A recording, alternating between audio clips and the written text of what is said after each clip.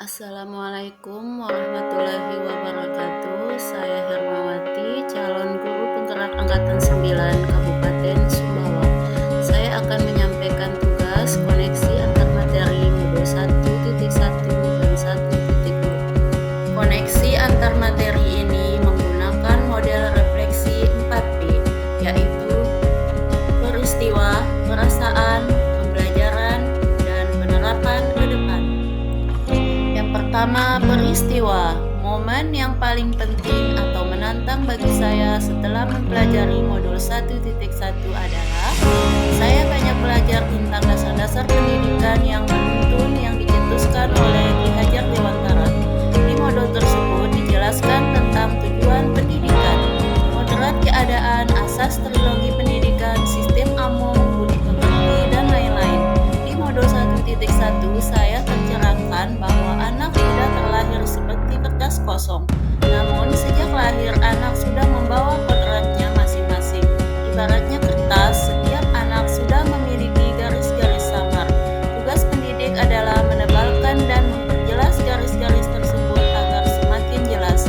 Saat proses menebalkan dan memperjelas garis, pendidik harus mengutamakan proses menuntun agar proses pendidikan bisa berjalan semestinya. Dengan kata lain, pendidikan adalah upaya untuk memaksimalkan potensi yang dimiliki setiap anak. Tentunya setiap anak memiliki potensi dan keunikannya yang beragam. Selanjutnya, momen yang paling penting atau menantang bagi saya setelah mempelajari modul 1.2, yaitu saya belajar mengenai nilai dan peran guru penggerak.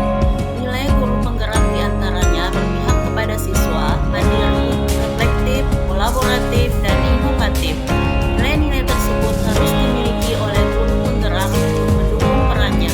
Adapun peran guru penggerak adalah menjadi pemimpin pembelajaran, menjadi coach bagi guru lain, mendorong kolaborasi, mewujudkan kepemimpinan siswa, dan menggerakkan komunitas praktisi.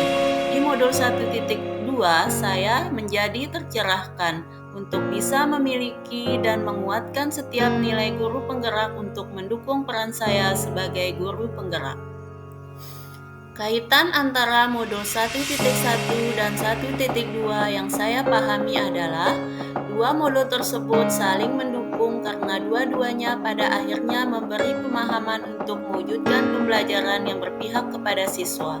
Modul 1.1 memberi pemahaman secara menyeluruh tentang dasar dan tujuan pendidikan, yakni tentang proses menuntun kodrat anak agar menjadi manusia yang mencapai keselamatan dan kebahagiaan setinggi-tingginya, baik sebagai manusia maupun sebagai anggota masyarakat. Setelah itu, di modul 1.2 dijelaskan tentang nilai dan peran guru penggerak untuk mewujudkan ekosistem pendidikan yang berpihak kepada siswa. Selanjutnya yang kedua adalah perasaan. Saat momen itu terjadi, saya merasa seperti bagaikan. Saat momen itu terjadi, saya merasa semakin tercerahkan, bagaikan mendapat cahaya matahari. Ibaratnya saya berada di dalam gua yang hanya mengandalkan cahaya dari celah dinding batu. Materi di modul 1.1 dan 1.2 membuat mindset saya lebih terbuka dan menyadari pembelajaran yang seharusnya dilaksanakan, membuka kesadaran saya tentang pendidikan yang berpihak kepada siswa.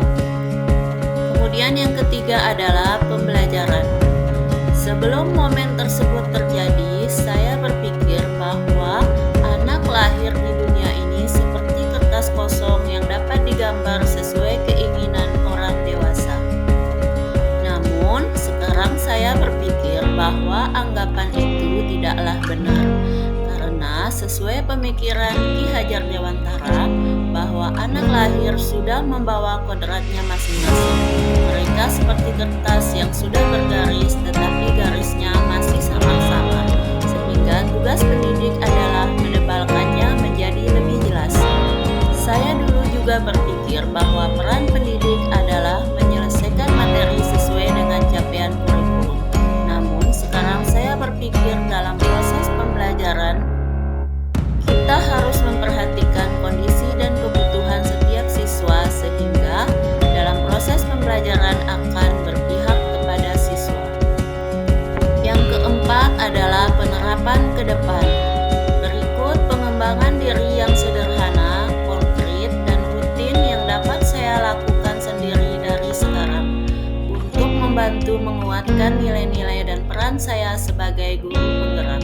Yang pertama, terus belajar untuk mendukung kualitas pembelajaran baik secara autodidak maupun dengan pelatihan. Yang kedua, menerapkan pembelajaran yang berpihak kepada siswa, misalnya dengan penerapan model pembelajaran interaktif. Kemudian yang ketiga, berkolaborasi dengan pihak lain untuk mendukung terciptanya proses pembelajaran yang berkualitas. Yang keempat, saya akan melakukan refleksi pembelajaran untuk bahan perbaikan terhadap pelaksanaan pembelajaran selanjutnya. Kemudian yang kelima adalah mencari ide-ide baru untuk menciptakan pembelajaran yang aktif dan menyenangkan.